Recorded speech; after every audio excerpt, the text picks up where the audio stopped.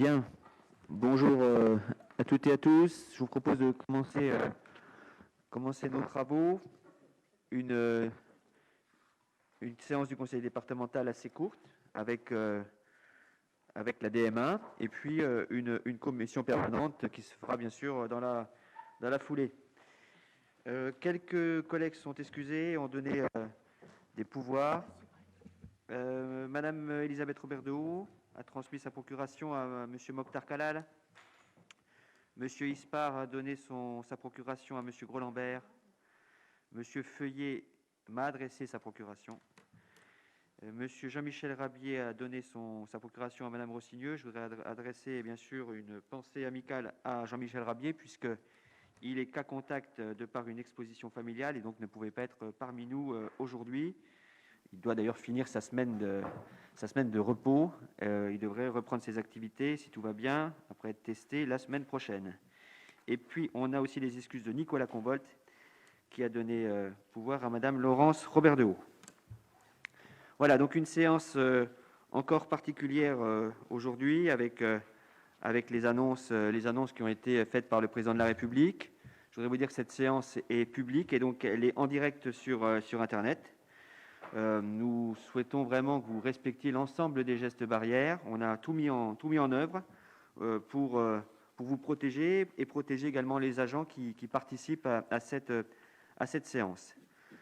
Voilà, je voudrais d'abord vous faire un retour un peu sur les semaines que nous venons de vivre avant de vous parler des annonces du Président de la République et puis très rapidement brosser la séance que nous allons effectuer aujourd'hui.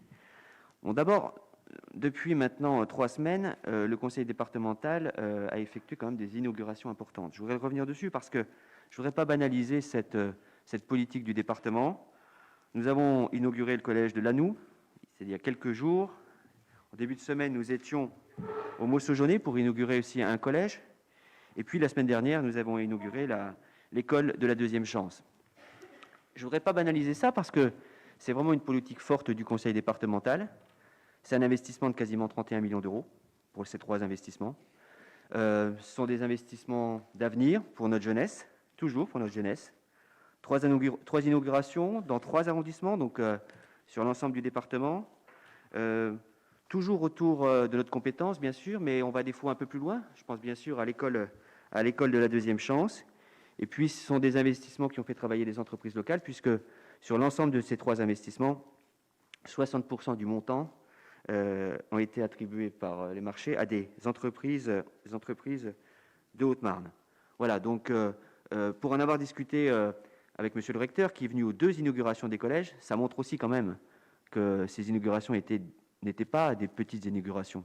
J'ai demandé au recteur si il avait l'habitude d'aller comme ça sur des inaugurations. Il m'a dit, écoutez, depuis que je suis en poste, ce sont les 2 premiers collèges que j'inaugure et je n'en ai pas de prévu dans les autres départements. Voilà, je voulais quand même le souligner ce matin. Alors, en matière de protection, j'en ai déjà parlé, bien sûr, j'ai redit tout ce que le conseil départemental avait pu faire en complément de tous les autres, de l'État et de toutes les collectivités. On a parlé ici de masques jetables, on a parlé de masques lavables, on a parlé de tests réalisés par le laboratoire d'analyse, qui a été effectivement un équipement important dans le cadre des tests et des analyses qui ont été réalisées. Et ceux qui pensaient que le laboratoire départemental n'avait pas d'avenir, on a bien montré que, heureusement que vous aviez tenu et qu'à aucun moment ici, on avait décidé de stopper ce service pour les éleveurs, mais finalement qui va bien au-delà. Et là, on l'a vécu avec cette crise sanitaire. On avait aussi parlé d'aide à la mobilité ici pour la vaccination. Alors, depuis quelques jours, on a aussi notre Vaccibus qui est sur les routes de Haute-Marne. Ce soir, on aura vacciné quasiment 350 personnes depuis le début de notre mise en place de ce Vaccibus. On sent vraiment que c'est une opération qui plaît aux Marnais, il y a de la proximité, on a d'excellents retours des élus, mais on a aussi d'excellents retours de toutes les personnes qui viennent dans ces bus, parce qu'il y a cette proximité qui n'existe pas dans les centres de vaccination éphémères ou même dans les centres de vaccination qu'on trouve aujourd'hui dans les grandes villes ou dans les hôpitaux. Toujours dans le cadre de la crise, on a aussi travaillé sur le RSA Collège. Je devais effectivement communiquer hier Et on a souhaité ne stopper avec les annonces qui avaient été réalisées, surtout puisque les établissements vont être fermés. On a donc stoppé cette communication. Mais quand même, aujourd'hui, on a en poste 39 allocataires du RSA sur nos 23 collèges. Donc, tous les collèges ont minimum 1. Et vous voyez, 39, on n'est pas très loin effectivement de l'objectif qu'on s'est donné. On a quand même signé déjà depuis le début, avec des départs, des arrivées et des départs, on a signé 49 contrats. Donc bien au-delà des 46 qu'on avait envisagés. Quel type de profil pour ces allocataires du RSA? Des personnes qui ont 40 ans. Des personnes qui ont 40 ans et qui aujourd'hui, pour beaucoup, sont très motivées parce qu'ils ont compris que pour eux, une opportunité pourrait s'offrir à eux à la sortie de la crise, parce que dans les collèges, on a toujours besoin de renouveler nos personnels. Donc voilà, tout ça, je le redis, c'est remarquable et je souhaite vraiment qu'on ne banalise pas parce que ce sont des politiques fortes du conseil départemental. Alors au-delà de toutes ces contraintes, bien sûr, on continue à avancer. La question de la santé est toujours centrale. On en parle beaucoup. On n'a pas avancé comme on l'aurait souhaité, mais aujourd'hui, dans le rapport que vous aurez tout à l'heure, vous verrez qu'on a effectivement, on s'est emparé de la question. On s'est emparé de la question, qui est quand même une question, normalement, qui revient à l'État. Est-ce que c'est normal que des mairies, des communautés de communes, des départements, des régions se positionnent pour embaucher des médecins? Moi, je vous pose la question. Est-ce que c'est normal que les collectivités soient obligées de pallier à cette défaillance de la République et qu'aujourd'hui, on ait des territoires comme la Haute-Marne, des territoires comme la banlieue parisienne qui sont quand même oubliés sur toutes ces questions de santé? Je pense que le constat, on le partage. Maintenant, il faut évidemment trouver des solutions. Le dire et dénoncer ça, c'est bien. On est bien dans cette dynamique ici au Conseil départemental de faire des propositions.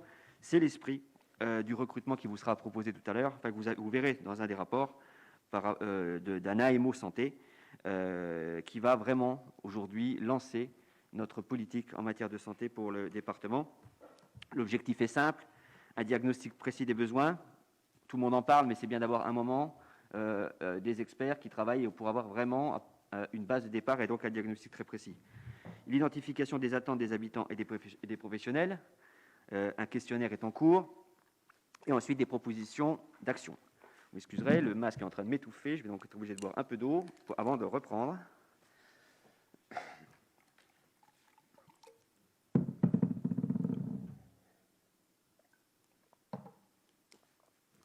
Bien, tout ce plan d'action ne doit pas nous faire oublier tout ce qu'on fait déjà au Conseil départemental. Et je pense à la prévention.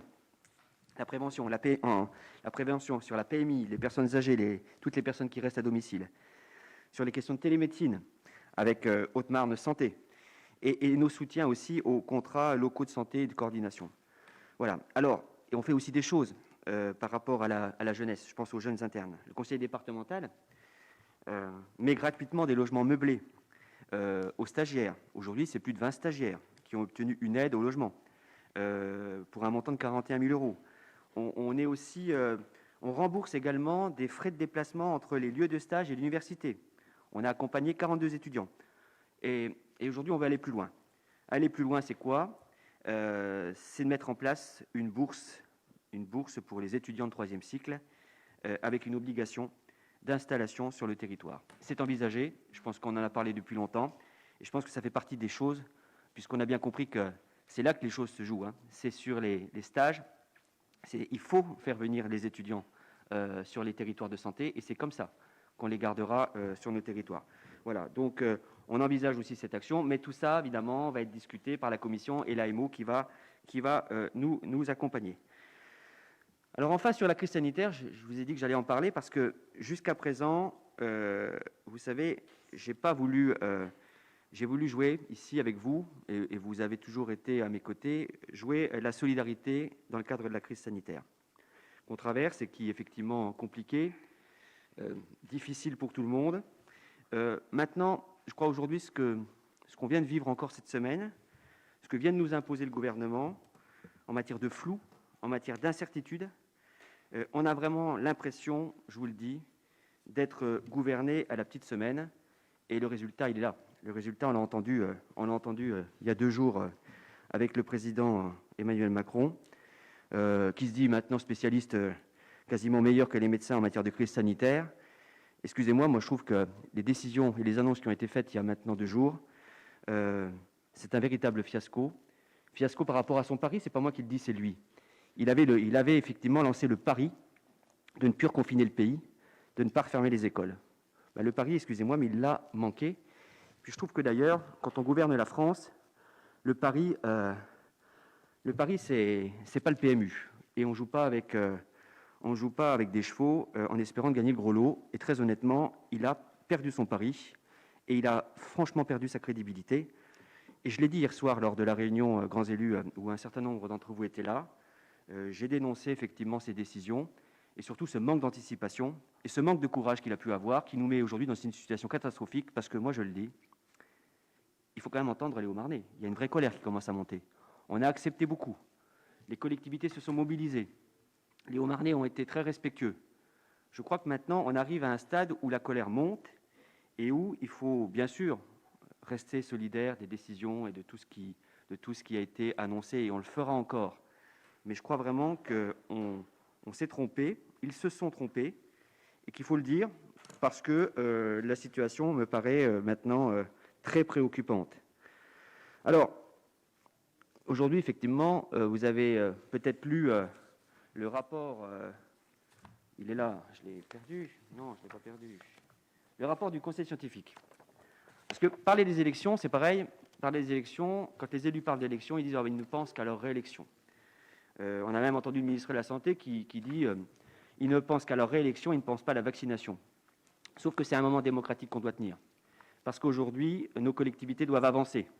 Nos collectivités doivent s'engager dans les plans de relance. Nos collectivités ne peuvent plus être paralysées comme elles le sont maintenant. Et on est à quelques mois, quelques semaines des élections. Il faut passer ce moment important de la démocratie. Tous les pays européens et du monde le font. Et puis ensuite, ça nous permettra d'être en position de force pour avancer encore plus fort et plus vite par rapport à toute cette crise qui nous arrive. Et donc vraiment, je crois que l'avis du Conseil scientifique, pour moi, je l'ai pris comme un guide électoral avec des préconisations.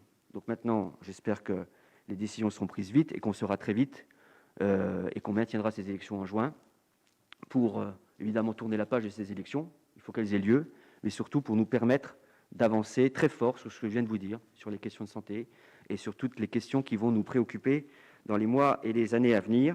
Moi, je considère que quand on ouvre un centre commercial, on a peut-être la possibilité d'ouvrir un bureau de vote avec, évidemment, en tenant compte, bien sûr, de ce que savent faire les élus locaux. Enfin, les élus locaux ont fait beaucoup de choses.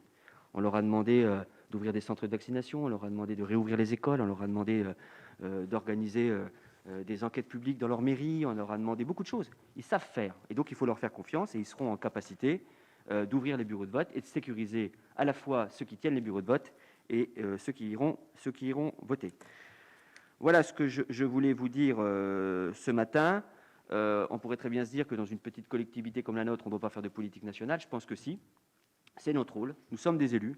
On doit aujourd'hui à un conseil départemental, une séance du conseil départemental, c'est une tribune. On s'adresse aux Haut-Marnais.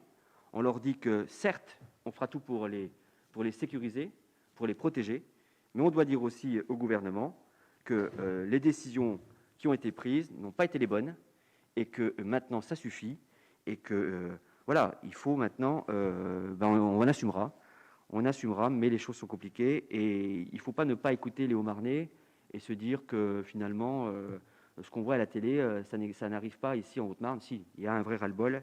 Et je voulais être ce matin un peu le porte-parole des Haut-Marnais qui disent stop à toutes ces décisions d'amateurs. Voilà, alors maintenant, j'avais encore beaucoup de choses à vous dire sur la crise, par exemple, j'en rajoute une et puis après je m'arrête. Enfin, quand le président de la République en est à comparer le cas de l'Italie avec ses 100 000 morts, et en nous rassurant, nous disant, vous voyez, en Italie, il y a quand même eu 100 000 morts. C'est vraiment nous insulter. Voilà, je voulais vous le dire parce que comparer l'Italie à la France, en disant, ça aurait pu être pire, on aurait pu être comme en Italie, on aurait pu avoir 100 000 morts. Voilà le genre d'argument que le président de la République ose dire, sans jamais se remettre en cause sur les plateaux et devant les Français. Alors, dernier sujet, parce qu'il faut quand même finir par une note positive. Vous verrez aussi tout à l'heure dans le rapport qu'on va à nouveau se projeter vers les JO de cet été, en apportant notre soutien et notre partenariat à Axel Clerget, parce que bien sûr, il faut aussi finir par une note positive, regarder devant, regarder l'avenir. C'est l'esprit qui nous anime ici dans notre engagement. Et je voulais évidemment finir par ce partenariat qui, là aussi, qu'on ne doit pas banaliser parce qu'il est exceptionnel. Voilà, je vous remercie.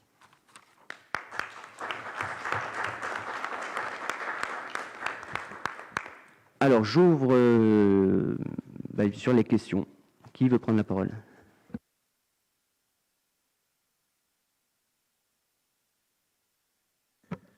Merci, Monsieur le Président. Donc, pour corroborer vos propos introductifs, effectivement, heureusement que les collectivités territoriales comme la nôtre et celles, évidemment, municipales et intercommunales qui sont les plus près du terrain agissent au quotidien là, depuis un peu plus d'1 an avec cette crise, on va dire, sans précédent, pour essayer de pallier effectivement les nombreuses carences de l'État. Heureusement, parce que je ne sais pas quelle aurait été la situation et je pense que ça aurait été bien pire que la fameuse Italie comparée. C'est vrai que c'est un peu indécent puisque malheureusement, la France risque d'avoir très prochainement de dépasser les 100 000 morts. Et ça, il ne faut pas qu'on l'oublie. C'est se consoler sur les morts, c'est quand même beaucoup de familles qui sont touchées, et quels que soient les territoires, quels que soient les pays. Et c'est vrai que on sent qu'il n'y a pas toujours la mesure prise de cette crise dans certains agissements. Voilà, vous le soulignez pour les élections, le code électoral n'a pas bougé depuis 1 an, alors que on est dans des situations sans précédent. Résultat, on est toujours dans le flou, et c'est la démocratie qui en pâtit. Donc, je partage évidemment votre point de vue très critique vis-à-vis de la politique du gouvernement. Je m'étais permis effectivement un post sur les réseaux sociaux quand les annonces qui avaient été faites le 29 janvier dernier n'étaient pas à la hauteur des préconisations du Conseil scientifique, alors qu'il aurait fallu, même si c'est toujours dur et on peut le comprendre psychologiquement, socialement, le confinement, il aurait fallu le faire en février, ce qui faisait moins de dégâts pour l'économie, pour le tourisme, pour beaucoup de secteurs par rapport au printemps. Là, effectivement, c'est la dernière chance pour éviter un été désastreux, mais effectivement, ça a été reculé pour mieux sauter, et ce qui était prévisible arriva. Donc, le variant anglais qui sévissait depuis décembre en Angleterre et en Allemagne, il ne fait pas de miracle s'il est sur le territoire. S'il n'y a pas de politique pour empêcher le zéro virus, il se déploie tôt ou tard, et ça, c'était malheureusement prévisible. Après, c'est de la communication, et c'est ce qui fait mal aux Marnais, ce qui fait mal aux Français. Donc, je partage, je soutiens votre point de vue. C'est vrai qu'on ne fait pas trop de politique nationale ici, mais à un moment donné, il faut montrer que les Français sont fatigués, usés, et il va falloir pourtant donner ce dernier coup de collier, être responsable, inciter évidemment au respect des gestes barrières, pour qu'on ait l'été sauvé et l'année, on va dire, économiquement, socialement, où on limite les dégâts après 2020, qui a été quand même très difficile, et ce premier semestre qui va être très compliqué. Voilà, je ne vais pas être plus long, mais vous avez aussi notre soutien et on vous remercie d'avoir porté la parole des Haut-Marnais qui, on le sent, sont fatigués, lassés et en colère. Et je pense aussi à nos commerçants. Quand on utilise encore le terme de non essentiel, c'est un mépris pour les gens qui croient en la valeur travail et qui sont obligés de ne pas travailler alors qu'on sait que ce n'est pas dans ces petits commerces qu'ont lieu les contaminations. C'est ça qui est rageant. On a une pensée pour eux. On va essayer, chacun, avec nos moyens, de les aider comme on peut, mais c'est vrai que c'est 3 fois, ça commence à être dur, et je ne parle même pas des restaurateurs, des cafetiers et autres activités liées au sport qui sont fermées depuis début novembre, et puis les lieux culturels. Voilà, donc on a une pensée pour eux, on espère enfin qu'on va avoir le bout avec la vaccination, et heureusement que beaucoup d'entre nous se mobilisent, et beaucoup d'Haut-Marnais se mobilisent pour essayer de rendre cette campagne de vaccination enfin un succès, qu'on puisse en faire sortir de ce tunnel qui commence à être un peu long. Merci pour votre attention. Merci, M. Fertès. Y a-t-il d'autres demandes de prise de parole ? M. Fournier. Merci, Président. Oui, je voulais revenir sur les propos que vous avez tenus sur les élections départementales. Moi, c'est un discours que j'entends et que je peux plus supporter. Ce discours comme quoi, en gros, les élus départementaux qui parleraient des élections départementales ne penseraient qu'à leur réélection et finalement de la politique politicienne. Je suis désolé, si nous, on avait un intérêt à repousser les élections, ça nous permettrait finalement de faire un an supplémentaire. Donc je ne vois pas du tout où serait l'intérêt politicien dans le fait de réclamer tout simplement qu'on ait des élections qui se déroulent comme dans n'importe quelle démocratie normale, au moment prévu, comme la loi le prévoit. Les élections départementales et régionales, par ailleurs, ce sont des élections locales, mais elles ne sont pas moins importantes que d'autres élections. Elles sont vitales. On est la collectivité qui est la plus proche de nos citoyens avec les municipalités. Dans tous les pays autres, en Europe, dans tous les pays développés, on vote sans aucun problème. Il y a 2 semaines, il y avait des élections aux Pays-Bas où on a même eu plus de participation qu'aux élections habituelles, élections législatives. On a des élections dans tous les autres pays. Donc voilà, moi je pense que quand on est élu par les Hauts-Marnais, si on n'a pas d'élection, ça veut dire qu'on ne vit plus en démocratie. Et je pense que c'est important qu'on tienne tous un discours assez ferme là-dessus. On a entendu des projets, en effet, de repousser les élections, avec toujours cet argument sanitaire. J'entends bien que faire campagne dans de telles circonstances est quelque chose de compliqué. Mais la démocratie, c'est toujours compliqué. Et ne pas avoir de démocratie et ne pas avoir d'élection, c'est encore plus compliqué.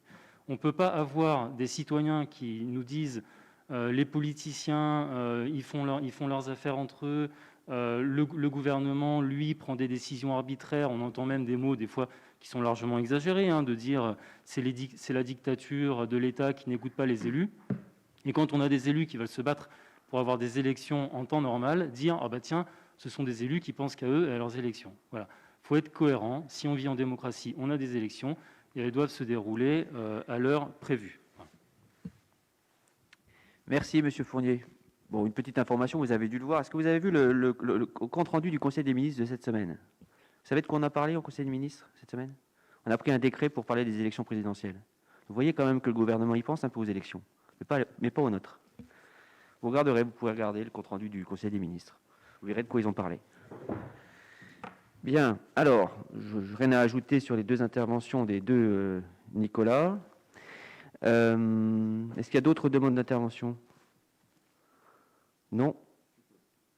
Bien, mais écoutez, je vous propose de prendre le premier rapport de notre séance. Il s'agit de l'approbation des procès-verbaux des 2 assemblées plénières des 27 novembre 2020 et du 18 décembre 2020. Y a-t-il des observations ou des remarques sur ces procès-verbaux?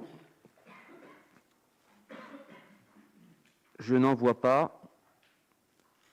Donc on peut considérer qu'ils sont adoptés, approuvés. Je laisse la parole à M. Grelambert pour le rapport numéro 2, des informations sur les dossiers de contentieux en cours. M. Grelambert, vous avez la parole. Merci, Président. Délibération habituelle. Nous avons délégué au Président le pouvoir pour tous les contentieux relevant des ordres administratifs et judiciaires et quel que soit le niveau d'instance. À ce titre, le Président peut intenter au nom du département les actions en justice et défendre le département dans les actions intentées contre lui. L'exercice de cette compétence doit faire l'objet d'une information de l'Assemblée départementale. Aussi vous sont présentés dans ce rapport la liste des dossiers en cours ou ayant fait l'objet d'une décision de justice. Ce rapport d'information ne donne pas lieu à vote. Je signalerai simplement, s'agissant du collège de la Rochotte, l'Arlésienne, qu'une requête a été déposée devant le tribunal administratif suite au rapport d'expertise rendu.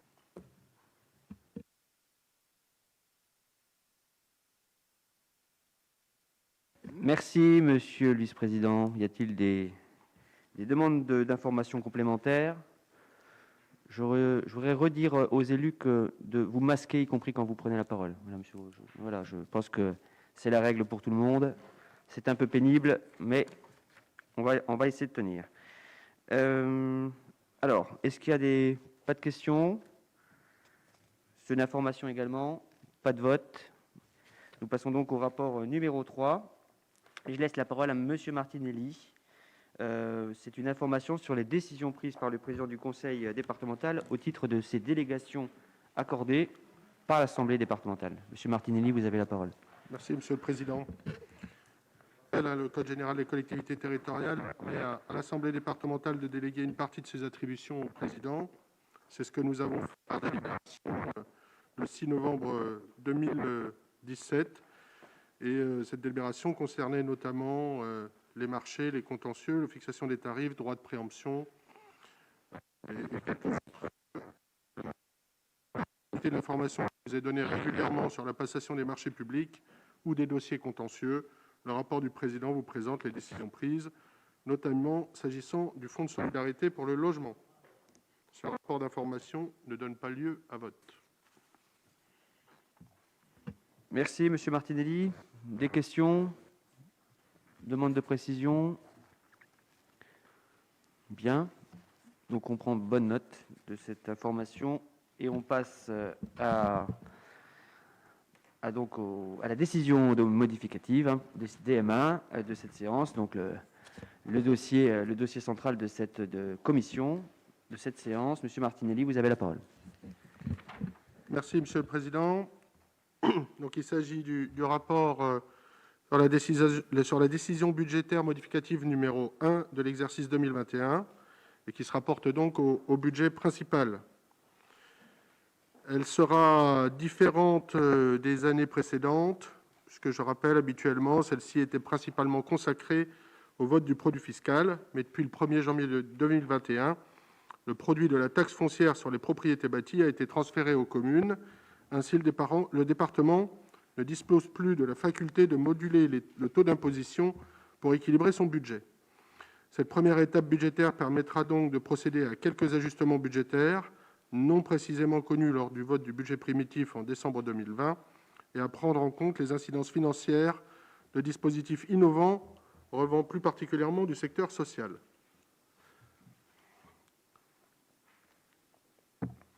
En section de fonctionnement, les crédits de dépenses sont abondés de 427 608 €, dont 309 000 € sont prévus au titre de nouvelles actions sociales. Il s'agit principalement de la mise en œuvre de deux opérations importantes, le nouveau dispositif RSA Collège pour 114 000 € et l'aide à la mobilité vaccinale pour 100 000 €. Il est également proposé la réalisation d'études pour le renouvellement du schéma départemental de l'insertion et de l'enfance, arrivé à son terme, pour une somme de 15 000 €. Et une étude également pour la réalisation d'un diagnostic santé permettant de cibler les besoins et les attentes des Haut-Marnais en matière de santé, également pour 15 000 €. Une prestation d'audit est par ailleurs sollicitée sur les fonctionnalités et l'amélioration du logiciel d'aide sociale afin d'établir un plan d'action optimisant et favorisant l'efficience des missions des utilisateurs du logiciel.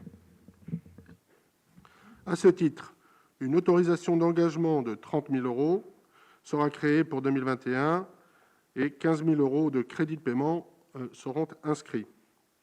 Enfin, 50 000 € de crédits nouveaux sont inscrits pour permettre le versement d'une subvention à un porteur qui sera choisi par le CNSA dans le cadre du développement d'une plateforme en partenariat avec le département de l'Aube sur les métiers de l'autonomie des personnes âgées et des personnes handicapées, qui aura pour objectif d'apporter des solutions aux structures de l'aide à domicile et aux établissements médico-sociaux qui peinent à recruter. Des inscriptions supplémentaires vous sont également proposées pour le versement de subventions dans le domaine de la promotion du sport et de la culture. Ainsi, une convention de partenariat d'un montant de 30 000 € vous est proposée, dans le prolongement de la précédente, pour le judoka Axel Clerget, pour sa participation aux Jeux Olympiques de Tokyo, sous les couleurs de la Haute-Marne à l'été 2021, sous les couleurs de la France également, bien entendu, événement sportif majeur initialement programmé en 2020 et reporté en raison de la pandémie mondiale. 6 000 € sont inscrits en complément de la subvention allouée au budget primitif 2021 à Art Vivant, dédié à la programmation culturelle du Château du Grand Jardin, ce qui portera la participation totale à 342 000 €. Enfin, un ajustement de 82 608 € est sollicité pour procéder à l'annulation exceptionnelle de titres de recettes sur des exercices antérieurs. En contrepartie de ces dépenses supplémentaires, les recettes de fonctionnement sont ajustées à la hausse à hauteur de 837 308 €. La régularisation des ressources fiscales, dont les composantes principales ont fait l'objet d'une information par la Direction départementale des finances publiques, permet une inscription complémentaire de recettes de 468 000 euros. Par ailleurs, 313 000 euros sont à inscrire au titre du financement de la Maya 2021, montant non précisément connu lors du vote du budget primitif en décembre. Enfin, il convient de régulariser quelques recettes diverses, notamment suite à l'annulation de titres sur exercice antérieur pour un montant de 56 410 euros. Au total, l'autofinancement augmente de 410 000 euros, passant ainsi de 24 411 000 euros à 24 821 000 euros. Il permet de couvrir intégralement le besoin de financement dans la section de fonctionnement.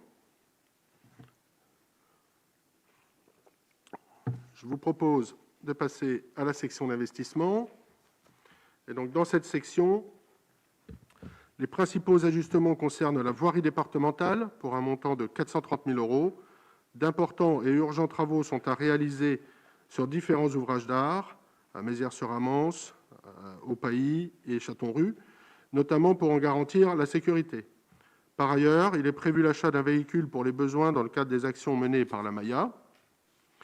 Il est également proposé l'inscription d'un crédit de paiement de 30 000 euros pour le recours à une assistance à maîtrise d'ouvrage dans le cadre d'une étude et d'un plan d'investissement pour les sites du Château du Grand Jardin et d'Andilly, en lien avec la politique culturelle du département, et plus particulièrement la préservation et mise en valeur de la richesse patrimoniale de ces sites.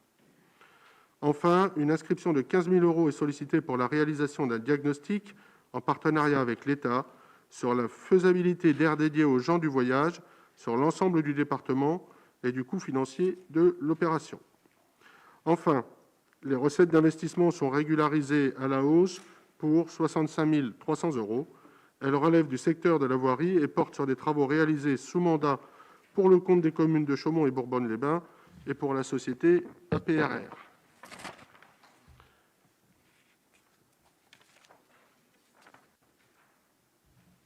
À l'issue de ces ajustements budgétaires, c'est compliqué le masque quand même. Ouais, je vous confirme, c'est compliqué. Hein.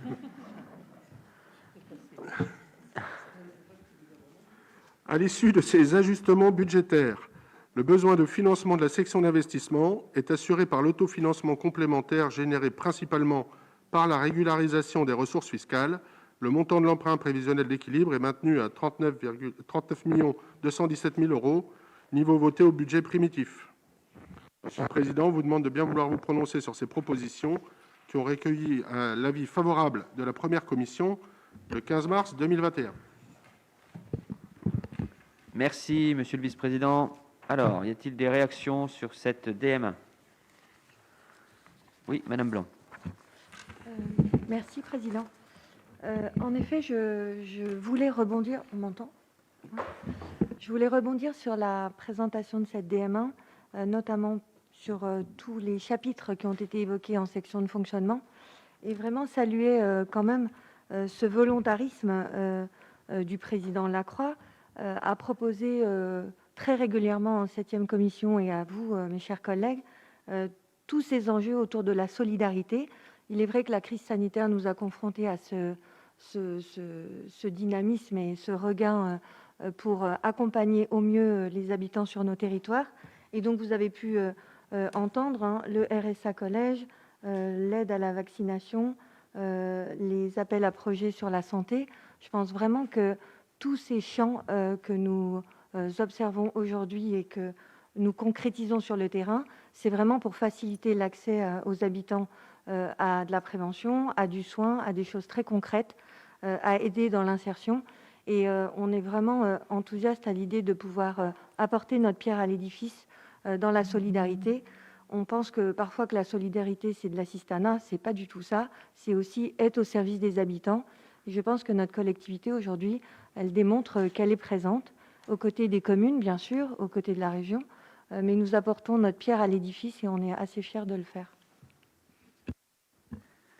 Merci, Madame Blanc, pour ces propos. D'autres demandes d'intervention sur cette DM1 ? Je n'en vois pas. Nous allons donc passer au vote. Y a-t-il des votes contre ? Des abstentions ? Une abstention ?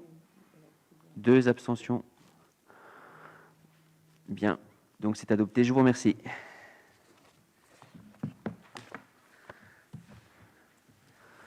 Donc je clôt la séance du conseil départemental et j'ouvre immédiatement la séance de la commission permanente. Et je laisse la parole immédiatement à l'homme masqué, le vice-président Gérard Grelambert. Merci, Président. C'est une délibération habituelle. Nous avons délégué au Président le pouvoir de prendre toute décision concernant la préparation, la passation, l'exécution et le règlement des marchés et des accords cadres, ainsi que toute décision concernant leurs avenants lorsque les crédits sont inscrits au budget. L'exercice de cette compétence doit faire l'objet d'une information de la commission permanente. Aussi vous sont présentés à titre d'information les listes jointes des marchés publics attribués et des avenants signés. À noter la réhabilitation de l'ouvrage franchissant le Rongeant sur Poisson pour 273 360 €, la fourniture et la livraison d'un poids lourd de 26 tonnes équipé d'une épandeuse Toulian pour 508 800 et par ailleurs l'attribution des lots dans le cadre de la réhabilitation du bâtiment Barrel pour accueillir le centre de maintenance et d'intervention de Chaumont de VNF. Voilà, Monsieur le Président. Merci, Monsieur Grelambert. Alors, ce sont des informations. Est-ce qu'il y a des réactions? Je n'en vois pas. Nous passons au rapport numéro 2. Il s'agit du tableau des postes et des effectifs. Et c'est à nouveau Monsieur Grelambert qui prend la parole. Vous avez approuvé le tableau des postes et des effectifs de la collectivité par délibération de la commission permanente du 18 décembre 2020. Pour répondre aux nouveaux besoins organisationnels des services, il est nécessaire d'apporter les modifications détaillées dans les tableaux qui vous sont présentés, pages 10 et 11 du présent rapport. Projet de direction du pôle des solidarités, notamment du service PMI, avec la suppression d'un poste de médecin de deuxième classe et la création d'un poste de cadre de santé paramédicale. S'agissant du pôle ressources et moyens, suppression d'un ancien poste vacant de technicien principal de deuxième classe et création d'un poste de cadre de santé paramédicale, c'est le poste de chef de service du pôle prévention et santé, on le verra dans la troisième délibération. Pour répondre également à une demande d'intégration d'un agent dans un cadre d'emploi de même catégorie, suppression d'un poste de technicien des établissements d'enseignement et création d'un poste d'adjoint technique. Il s'agit en effet d'un agent des collèges qui souhaite intégrer la filière technique. Et pour répondre à une demande d'intégration d'un agent dans un cadre d'emploi de même catégorie, enfin pour permettre la nomination sur le nouveau grade pour un agent concerné par une promotion interne à la suite des CAP du 1er octobre 2020. Compte tenu de ces évolutions, le tableau des postes et des effectifs dans sa version avant et après est détaillé dans le tableau pages 11 et 12 avec la situation antérieure au 1er janvier 2021 et la situation projetée au 1er mai 2021. Ce tableau a été soumis à l'avis du comité technique le 30 mars dernier. Nous vous serions gré de bien vouloir l'adopter dans sa version actualisée au 1er mai 2021. Merci, Monsieur Grelambert. Donc, vous voyez quand même qu'avec un peu de temps et avec beaucoup d'énergie, on arrive progressivement à rendre ces postes vacants occupés. Voilà, d'ailleurs, je voudrais souligner la présence de notre nouveau directeur qui a pris ses fonctions il y a maintenant quelques jours, mais que certains n'ont peut-être pas encore eu l'occasion de rencontrer, Monsieur Rollin, qui est le directeur des infrastructures du territoire. Voilà, le directeur qui s'occupe des routes et des ponts et tout ce qui nous occupe très régulièrement ici. Voilà, bienvenue à vous. Ça fait partie de ces postes clés qui étaient vacants depuis un certain temps. On voit quand même qu'aujourd'hui, notre collectivité, avec l'ensemble des politiques qu'on met en place, redevient attractive et qu'on a de moins en moins de difficultés à recruter. Donc c'est un signe encourageant. Voilà, tout simplement, en matière d'attractivité, une collectivité qui recrute et où on voit les postes qui aujourd'hui ne sont plus vacants, c'est un bon signe pour nous. C'est un engagement que nous avions pris il y a maintenant quelques années avec vous. Alors, sur ce tableau des postes et des effectifs, y a-t-il des questions? Je n'en vois pas, donc nous passons au vote. Qui est contre? Qui s'abstient? C'est adopté, je vous remercie. Le rapport numéro 3, toujours M. Grelambert, il s'agit de recrutement de cadres en qualité d'agent contractuel. M. Grelambert, vous avez la parole. Oui, très bien, vous avez l'habitude. Alors, en ce qui concerne les emplois de catégorie A, vous savez, en cas d'impossibilité de recruter un fonctionnaire, on propose d'appliquer ce principe au poste vacant suivant. Le poste de chef de service du pôle prévention et santé de la direction des ressources humaines, du pôle ressources et moyens, qui a pour mission notamment de contribuer à mettre en œuvre et à suivre et à évaluer les axes de développement de la politique des ressources humaines en matière de prévention de santé au travail. Un poste de chargé de mission marché public au sein du service administratif et financier du pôle aménagement ayant pour mission la gestion des procédures de marché public complexes. Un poste de responsable du pôle conservation et animation des archives départementales de la direction de la culture, des sports et du monde associatif, du pôle des solidarités, qui a pour mission, bien sûr, l'encadrement du service conservation et animation. Un poste d'assistante de service social de la circonscription d'action sociale de Saint-Dizier et de la direction de l'enfance, de l'insertion et de l'accompagnement social, ayant pour mission l'accompagnement des personnes en difficulté sociale sur son secteur d'intervention. Maintenant, en ce qui concerne les recrutements sur emploi de catégorie B, un poste de chargé de gestion administrative et budgétaire au sein du service administratif et financier du SDIS, qui a pour mission la gestion administrative, comptable et patrimoniale du SDIS. Nous vous serions gré de bien vouloir approuver le recrutement d'agents contractuels sur, bien sûr, les fondements de l'article 3.2 de la loi du 26 janvier 1984 modifiée, portant dispositions statutaires relatives à la fonction publique territoriale. Merci, Monsieur le Vice-président. Des questions sur ce rapport? Je n'en vois pas. Qui est contre? Qui s'abstient? Le rapport est adopté. Le rapport suivant, c'est numéro 4, c'est Monsieur Martinelli qui nous le présente. Il s'agit de recours à des vacataires pour les visites guidées des ateliers sur le site d'Andilly en Bassigny. Monsieur Martinelli, vous avez la parole. Merci, Monsieur le Président. Vous l'avez dit, c'est dans le cadre de l'ouverture de la villa gallo-romaine d'Andilly en Bassigny durant la période estivale. La conservation départementale de la Haute-Marne organise chaque année des visites guidées. Cette mission est notamment accomplie par le recours à des guides touristiques. Le cadre d'intervention de ces personnels a été fixé par délibération de la commission permanente le 25 mai 2012. Cette délibération prévoit une rémunération des guides vacataires au salaire minimum interprofessionnel de croissance, le SMIC donc. Il est précisé que le recours à ces guides vacataires était limité à 241 heures chacun, de juin à septembre. Afin de répondre aux besoins nouveaux du service, participation des guides touristiques aux ateliers mis en place sur le site, formation, mais également afin de tenir compte de la technicité des missions confiées, il est proposé de maintenir le recours à du personnel temporaire vacataire, d'étendre la période d'ouverture au public de mai à septembre, de fixer un volume d'heures travaillées par guide à un maximum de 400 heures pour la saison dans son entièreté, et de fixer le salaire horaire brut des guides au taux horaire de 15 €. Merci, Monsieur Martinelli. Des questions? Non. Je passe au vote. Qui est contre? Qui s'abstient? Rapport adopté. Rapport numéro 5. Il s'agit d'actualiser le ratio d'avancement de grade dans le cadre des cadres d'emploi des assistants sociaux éducatifs. C'est Monsieur Grolambert qui nous présente le rapport. C'est Monsieur Martinelli, effectivement. Ce sont des rapports qui devaient être présentés par Monsieur Rabier et que donc on avait décidé avec Gérard que c'est moi qui le présentais. Il s'agit donc du rapport relatif à l'actualisation du ratio d'avancement de grade pour le cadre d'emploi des assistants sociaux éducatifs. Un décret de mai 2017 a modifié les cadres d'emploi des assistants sociaux éducatifs, qui contraint ainsi au 1er janvier 2021 deux grades, celui d'assistant socio-éducatif et celui d'assistant socio-éducatif de classe exceptionnelle, au lieu de 3 précédemment.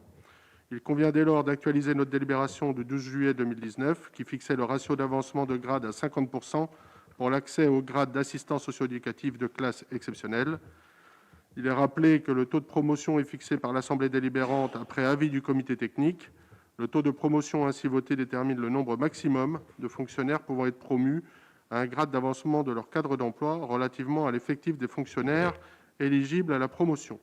La promotion au grade d'assistant socio-éducatif de classe exceptionnelle est accessible aux assistants socio-éducatifs ayant réussi l'examen professionnel ou qui ont atteint le 5e échelon de leur grade et qui justifient de 6 ans dans un cadre d'emploi de catégorie A.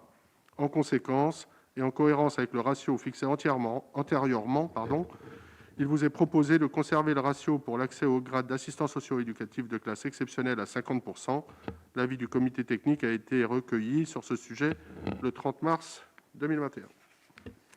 Merci, Monsieur Martinelli. Des questions sur ce rapport? Numéro 5. Pas de questions. Passons au vote. Qui est contre? Qui s'abstient? Le rapport est adopté. Le rapport suivant, il s'agit d'un nouveau régime indemnitaire et d'une actualisation. Monsieur Grolambert, vous avez la parole. C'est toujours, d'accord. Alors là, Vous prenez les deux suivants, le 6 et le 7. C'est ça. Allez-y. Donc le rapport numéro 6, Monsieur le Président, il est d'ailleurs dans la continuité du rapport précédent sur la modification des cadres d'emploi des assistants socio-éducatifs. Il convient dorénavant de modifier le régime indemnitaire, le RIFSEP, voté le 13 décembre 2019, et qui déterminait des montants bruts de référence par groupe de fonctions et par grade. Comme vous avez pu en prendre connaissance dans le rapport, les montants mensuels bruts de référence ont été supprimés au titre des assistants socio-éducatifs de deuxième classe, grade supprimé par la réforme statutaire. Les agents relevant de ce grade bénéficieront donc d'une augmentation de leur régime indemnitaire par reclassement automatique dans le nouveau grade d'assistant socio-éducatif. Merci, Monsieur Martinelli. À peine le temps de vous désaltérer que vous allez reprendre le rapport suivant. Alors, sur ce rapport, y a-t-il des votes contre, des abstentions? Le rapport est adopté. Rapport suivant. Monsieur Martinelli, vous avez la parole. Merci, Monsieur le Président. Il s'agit donc de l'actualisation de la liste des emplois permettant la concession de logements de fonction. Et donc, l'organe délibérant de la collectivité fixe la liste des emplois pour lesquels un logement de fonction peut être attribué gratuitement ou moyennant une redevance par la collectivité, en raison notamment des contraintes liées à l'exercice de ces emplois. Pour l'application des dispositions précédentes, un logement de fonction peut être attribué par nécessité absolue de service aux agents occupant l'un des emplois fonctionnels d'un département, par délibération de la commission permanente de novembre 2020 et après avis du comité technique de novembre 2020 également. La liste des emplois pour lesquels un logement de fonction peut être concédé, ainsi que leurs modalités d'attribution, ont été fixées au sein de la collectivité départementale. Il est aujourd'hui proposé de compléter la liste des emplois pour lesquels un logement de fonction peut être attribué par nécessité absolue de service, afin d'y faire figurer l'emploi de directeur général des services du département et de modifier l'adresse du logement pouvant être attribué au directeur des archives départementales. Vous avez en annexe les modalités d'attribution de l'ensemble des logements de fonction de la collectivité, actualisées en conséquence. Donc, je le rappelle, un avis du comité technique a été recueilli sur ce dossier le 30 mars 2021. Merci, Monsieur Martinelli. Des questions sur ce rapport numéro 7? Non. Je passe au vote. Qui est contre? Qui s'abstient? Le rapport est adopté. Le rapport suivant, cette fois-ci, je crois que c'est Monsieur Grelambert. Alors, j'en profite pour féliciter le président qui a été renouvelé dans ses fonctions et toute son équipe. On a eu un certain nombre d'engagements avec eux, parce que c'est important, une amicale. Et le premier engagement, c'est bien sûr de leur trouver des locaux dignes d'une amicale. Et donc, on est en train de travailler là-dessus. Donc, il y a eu des engagements pris et il y a surtout des choses qui vont s'améliorer dans les semaines et les mois qui viennent. Monsieur Grelambert, je vous laisse la parole. Merci, Président. Par délibération de la commission permanente du 13 décembre 2019, vous avez approuvé les termes de la convention triennale 2020-2022 avec l'amicale du personnel et des retraités du conseil départemental de la Haute-Marne et avez autorisé le président à la signer. Cette convention a été signée le 30 juin 2020. Les articles 5 et 10 de la convention précisent les moyens matériels et humains de fonctionnement que le conseil départemental attribue à l'amicale. Au regard des éléments transmis par le président de l'amicale, du personnel et des retraités du conseil départemental de la Haute-Marne, il vous est proposé d'amender la convention et de préciser les articles 5 et 10 de la manière suivante. Article 5, le président de l'amicale est doté d'un ordinateur portable. Article 10, le président de l'amicale en activité bénéficie d'une autorisation d'absence de 16 heures mensuelles maximum pour assurer l'administration de cette amicale, en fonction, bien sûr, des besoins. En conclusion, le président vous saurait gré de bien vouloir approuver les termes de l'avenant numéro 1 à cette convention triennale 2020-2022 et l'autoriser à la signer. Merci, Monsieur le Vice-président. Y a-t-il des questions concernant cette convention? Pas de questions, nous passons au vote. Qui est contre? Qui s'abstient? Le rapport est adopté. Nous passons immédiatement à la troisième commission avec 9 rapports présentés tous par Monsieur Fournier.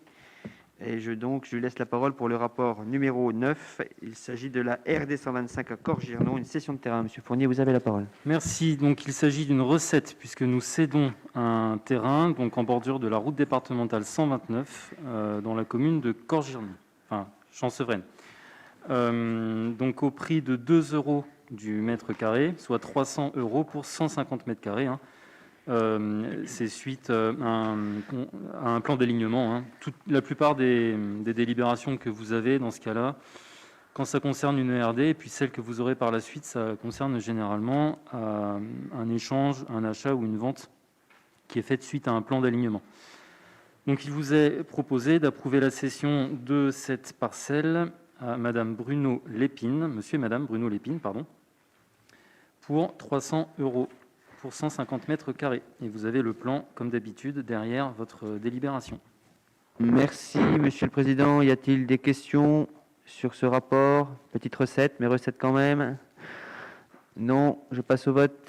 Qui est contre? Qui s'abstient? Le rapport est adopté. Nous partons à Doulvent-le-Château, la cession des terrains de l'ancien centre d'exploitation. Vous avez la parole, monsieur. Merci. Fournier. Alors, vous savez, nous avons un nouveau centre d'exploitation à Doulvent-le-Château et l'ancien centre d'exploitation de Doulvent-le-Château, qui est un bâtiment, comment utiliser un terme diplomatique, qui ne paye pas de mine. C'est-à-dire que le bâtiment, comment dire, est assez rustique et n'est pas de prime jeunesse. Voilà, on va le dire comme ça. Donc c'est un ensemble immobilier qui a quand même une surface très importante, puisque vous avez 1500 m² pour une parcelle, 2300 quasiment pour une autre, et 2 autres terrains cultivés pour un total de 14 000 m² quand même.